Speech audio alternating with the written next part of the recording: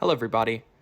Our compiler is a TinyC compiler that takes C language code input and outputs MIPS32 assembly code. Our project was written in Python using the Ply library, and it runs the assembly code in Mars. It is based off of the EXC compiler by Dr. Wilborne.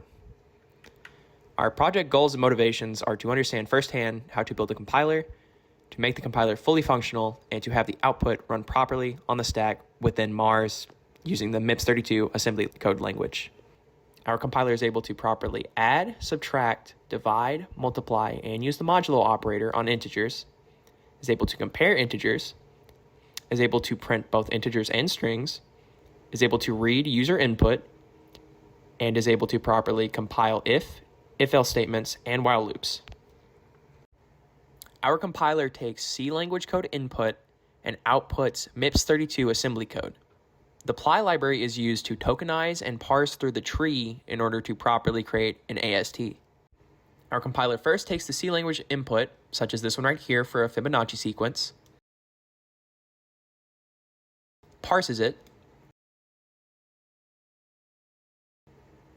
compiles it, and then emits it. The emitted output creates an AST in the outputted MIPS32 assembly code.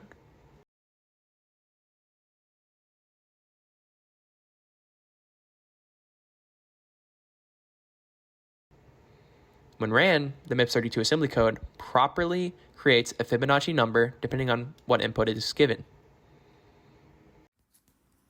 We had a few challenges that we got stuck on during our development. One major difficulty was getting our readint implemented correctly. The problem was when our source code had readint in it, it would have syntax errors and would not correctly run or emit it as MIPS assembly code. It took us a while to figure out what the problem was, but it was ultimately the grammar on the readint definition that did not need a semicolon on the end, and once it was moved, it then worked fine. So sometimes it is just a very simple fix that is easy to overlook. Our other major problem was assigning IDs to other IDs or themselves. For example, if we tried to assign a variable like I to I equals I plus 1, it would not run and give syntax errors. So to fix this, we had to make a match case in our assign node to properly assign IDs to other IDs. That was all the problems we encountered. We were able to succeed in having a working AST, binary operation, emit MIPS assembly code, static strings, read inputs, conditionals like if and if-else statements, while loops, and we were able to make the Fibonacci program. So we achieved all requirements for our compiler, and it works as intended without issue. Being able to make this compiler has helped us grow immensely with our skills in problem solving, coding multiple languages, and being able to understand compilers greatly. We were also surprised at how simple a lot of a compiler can be once you have gotten started and understand it a bit more.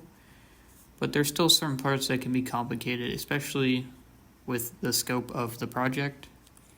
But overall, it was a great learning experience that helped us learn a lot and hone our skills. The skills and knowledge that we have learned within this class can be applied to very many things within the future. For example, within AI and machine learning, the usage of compilers would be very sensible. If a user were to ask an AI model how to create a certain portion of code using certain rubrics, the AI could break down exactly what the user wants to know and compile it in order to figure out what steps it needs to do in order to achieve those goals.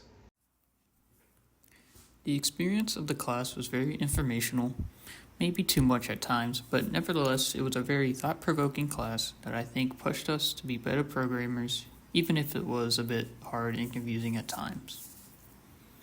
Thank you for watching our video.